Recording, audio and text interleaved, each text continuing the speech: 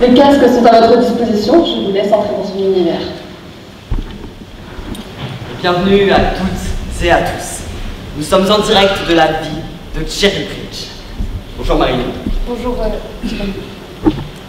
Cherry Bridge est une jeune fille timide et invisible aux yeux de ses parents. Mais dès son adolescence, son beau-père s'intéresse davantage à elle. Un peu plus, un peu trop, voire même vraiment trop.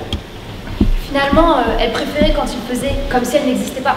Cheryl préférait être invisible. La nouvelle lubie des Australiens, le jogging. Pourquoi font-ils ça?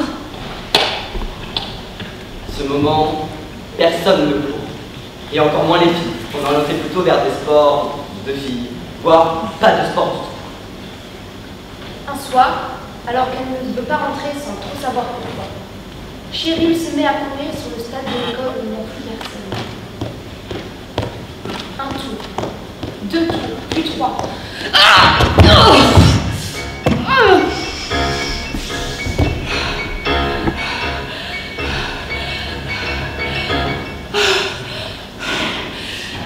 Mes pieds me font souffrir. Et mes poumons suffoqués. C'est génial comme sensation. C'est comme si tous mes problèmes s'envolaient et que chacun d'entre eux trouvait une solution. Maintenant, dès qu'elle le peut, Cheryl s'échappe la nuit pour aller courir et fuir ses pensées qui l'envahissent le jeu.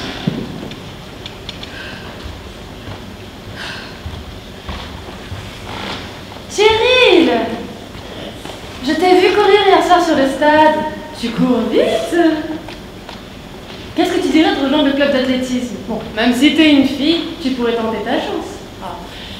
Même si elle te refusait, tu pourrais quand même aller courir sur le stade. On ne peut pas te l'interdire. Tu te rends compte? C'est exceptionnel ce qui se passe. Alors, encouragée par son professeur, elle finit par tenter. Bonjour. Oui, bonjour. J'aimerais faire partie du club. Oui, c'est pour quel sport exactement? Danse, gym? Ah non, en fait, je voudrais courir. Hein? Courir? Oui. Une fille. Courir. Puis quoi encore? Moi je vais devenir cheerleader, tiens. Ouais, bah c'est exactement pour ça que je vous demande de m'inscrire au club d'athlétisme. Finalement, Cheryl est acceptée sur la piste, à condition qu'elle se tienne éloignée des garçons, car elle pourrait représenter une sorte de distraction de taille.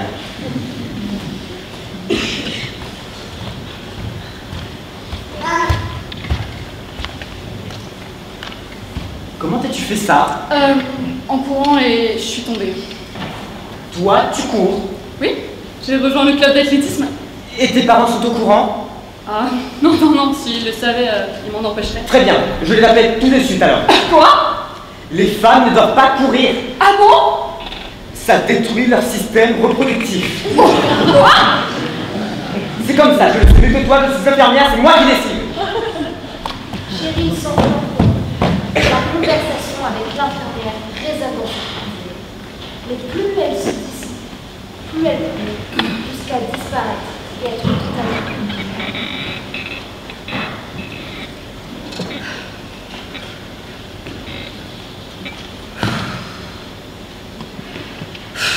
Peu importe ce que peut dire l'infirmière, elle ne m'empêchera pas de courir. Je veux faire ce que j'aime. J'ai trop de monde, tellement être capable de courir, elle est trop libre. Elle est trop libre, pas d'être facile, elle est trop libre. Je pense réellement être capable, elle est trop libre. Elle est trop libre, pas d'être facile, elle est trop libre. Je pense réellement être capable, elle est trop libre. Elle est trop libre. Chaque entraînement, elle retrouve cette incroyable sensation d'être aux commandes de sa vie, d'être invincible, sans personne pour lui dire quoi faire. Puis, tout le monde est bien obligé d'y convenir.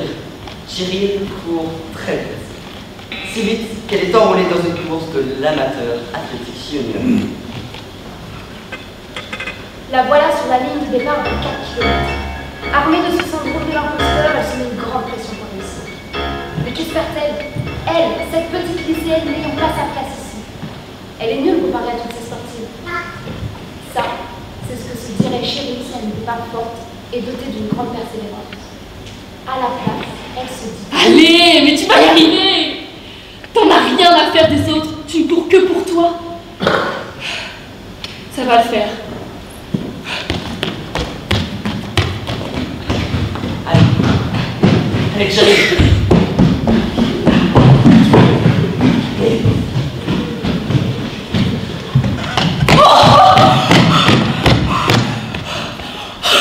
Je pensais pas finir 7e pour ma première course, mais c'est génial! J'ai trouvé ce que je voulais faire. Je veux courir. Pour Cheryl, plus rien n'est impossible. Elle commence par quitter sa maison et son beau-père pour aller à la fac. C'est la première fille des États-Unis à avoir obtenu une bourse sportive. Une fois à la fac, elle intègre des courses, mais à une condition. Démarrer 5 secondes après les garçons. Ce qui ne l'empêche pas de les battre. Bien au contraire, cela la brise. Le cross-country, c'est une course sur longue distance. Bah, je devrais essayer. Ça doit être drôle.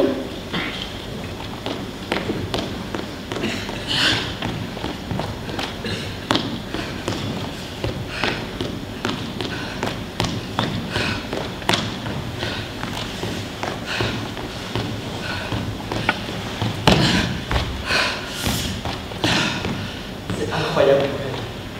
Motivée par cette nouvelle, Cheryl se retrouve bloquée face à un obstacle de taille.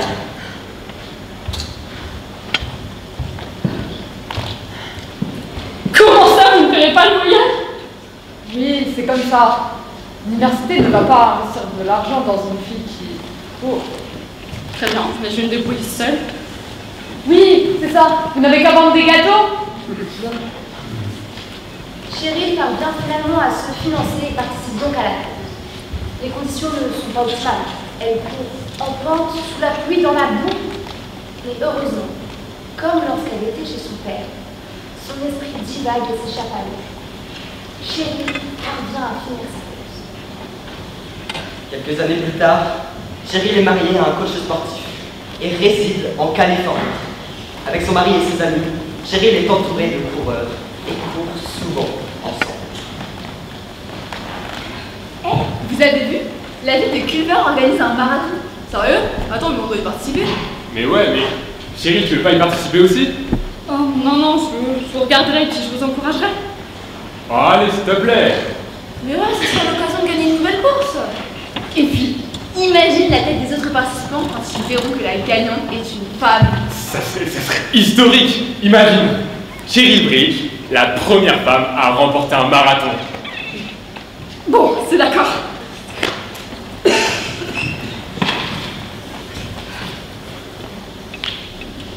Allez, te laisse pas impressionner par ces 42 km, mais t'en as couru des milliers. Respire bien, comme tu le sens. Écoute ton corps, il est temps de se faire confiance. Pendant la course, un homme tient tête à Cheryl et fait son pas de passé. Finalement, à force de persévérance, Cheryl finit par lui passer devant. Et voilà un nouveau coureur en tête, plus que quelques mètres avant l'arrivée. Mais qu'est-ce qu'on voit là? C'est une femme? Mais oui, c'est une femme qui va franchir la ligne. Et elle a fait un temps record de 2h50 exceptionnel. Première qui a réalisé cette jeune fille. Personne n'a jamais fait mieux encore. Cette jeune fille, c'est ce qu'elle veut dire, elle doit avoir pas plus de 20 ans.